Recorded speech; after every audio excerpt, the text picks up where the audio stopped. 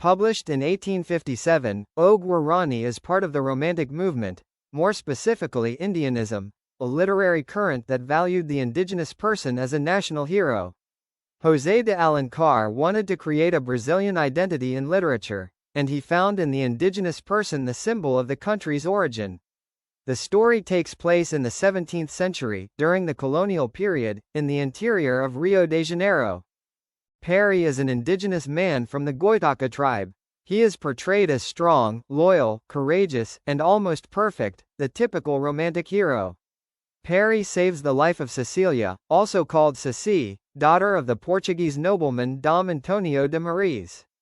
From that moment on, Perry dedicates his life to protecting her. His love is silent, pure, and almost sacred. Dom Antonio lives with his family in a kind of fortress in the middle of the forest. He represents the Portuguese nobility in Brazil. Adventurers and trusted men also live there, but not all are loyal. Among them is Loredano, a treacherous character who plans to seize power and kidnap Ceci. The tension begins to rise. Loredano organizes a rebellion within his own home. At the same time, enemy indigenous tribes attack the region. The fortified house becomes the scene of intense battles. Perry fights bravely to protect Ceci and his family. He faces enemies, betrayals, and constant dangers.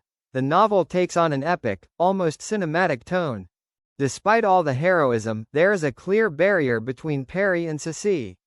He is indigenous. She is white, the daughter of the Portuguese elite. The love between them is idealized, but limited by cultural and social differences. Perry demonstrates absolute devotion. He is willing to give up everything for her, including his own identity. The situation reaches an extreme when the fortress is destroyed. Dom Antonio prefers to blow up the house rather than allow his daughter to fall into the hands of the enemy. Perry manages to save Ceci.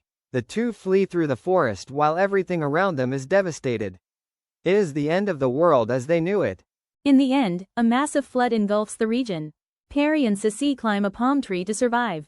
The image is symbolic. The indigenous person and the European woman united, isolated in the middle of nature. The novel ends in an open way, suggesting the union of the two cultures in the formation of Brazil. I love you, Perry.